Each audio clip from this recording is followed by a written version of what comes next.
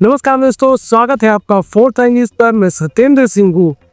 Left and right में आज हम खबरों के इस अंधेरे दौर में एक ऐसी सच्ची कहानी आपके लिए लेकर आए हैं जो सत्ता की चकाचौंध से परे पुलिस की बैरकों की दीवारों के पीछे छुपे गुस्से, हताशा और हिंसा की झलक देती है। इस खबर को दिखाने के लिए हमने AI इमेज और वॉइस ओवर का इस्तेमाल किया है ताकि आप उन दृश्यों को महसूस कर सके जिनका जिक्र पुलिस की रिपोर्ट में ठंडी स्याही से किया जाता है।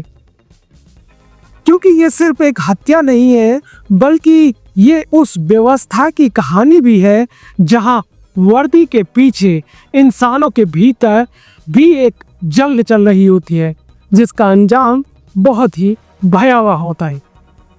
सोमवार सुबह 9 बजे ITBP 38वीं बटालियन रायपुर। सूरज हल्का ऊपर चढ़ चुका था। कैंप की खुली जमीन पर सुबह की परेड चल रही थी। जवान अनुशासन में खड़े थे। SI देवेंद्र सिंह दहिया अपनी तेज आवाज में जवानों की वर्दी और अनुशासन की जांच कर रहे थे। उनकी नजर सरोज कुमार पर गई। उन्होंने सरोज कुमार से कहा, तुम्हारी वर्दी फिर से गंदी क्यों है? कितनी बार समझाया है, तुम कभी नहीं सुधरोगे। सरोज कुमार ने सिर झुका लिया, लेकिन उसकी मुट्ठियां सख्त हो चुकी थी। 3 दिन पहले भी यही हुआ था। SI दहिया ने सबके सामने उसकी बेइज्जती की थी। आज फिर वही हुआ।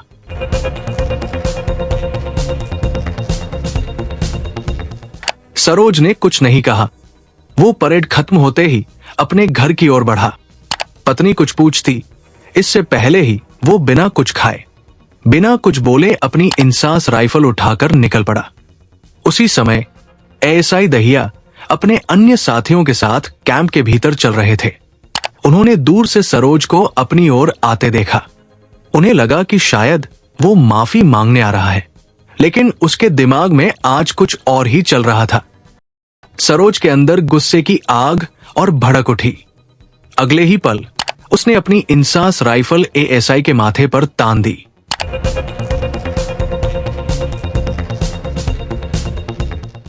एक तेज धमाका हुआ। पहली गोली सीधी ASI दहिया के माथे में लगी। खून की धार उनके चेहरे से बह निकली। वो लड़खड़ाए, लेकिन सरोज ने ट्रिगर दबाना जारी रखा।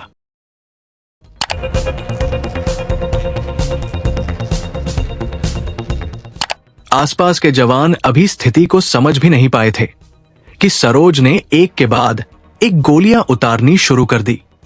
16 गोलियां सीने और पीठ पर। SI दहिया जमीन पर गिर चुके थे। उनका शरीर खून से लथपथ हो चुका था। जवान ने कुल 18 राउंड फायरिंग की।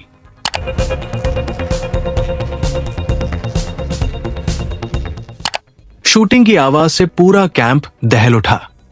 जवानों ने दौड़कर सरोज को घेर लिया। कुछ ने तुरंत उसे दबोच लिया, जबकि कुछ लोग बेहोश पड़े SI दहिया की ओर भागे। सरोज अब भी ठंडे चेहरे के साथ खड़ा था। उसके चेहरे पर कोई पछतावा नहीं था, न कोई भय।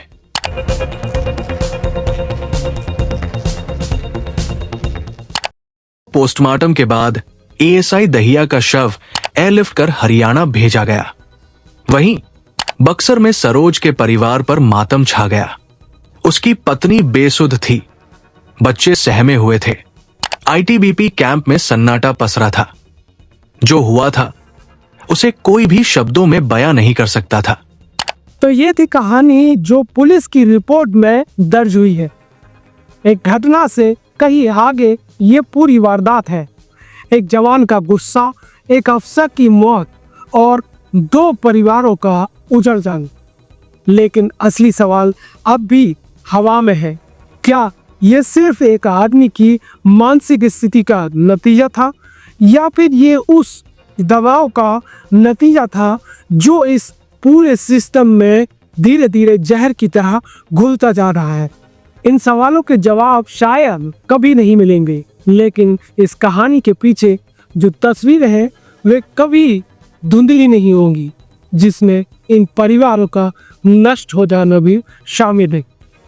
जाते जाते आपके साथ अच्छी बात शेयर करना चाहता हूँ। जगदलपुर से दूर जहां जंगलों के घने साए में लाल क्रांति की कहानियां गढ़ी जाती हैं, वहां कुछ लोगों ने अपनी पुरानी पहचान को मिटा दिया है। आंध्र ओडिशा बॉर्डर और पामेर एरिया कमेटी के 19 माओवादियों ने पुलिस के सामने सरेंडर कर दिया है। इनमें से 9 पर कुल 18 लाख रुपए का इनाम था। सबसे बड़ी बात यह है कि आत्मसमर्पण करने वालों में पति पत्नी की जोड़ी भी शामिल है। ये वही जोड़ी है जिन पर अकेले ही 8 लाख रुपए का इनाम घोषित किया गया था और नक्सलियों के सबसे कुख्यात नामों में शामिल हिरमा और देवा के साथ काम कर चुकी थी। इनका सरेंडर पुलिस के लिए एक बड़ी सफलता मानी जा रही है।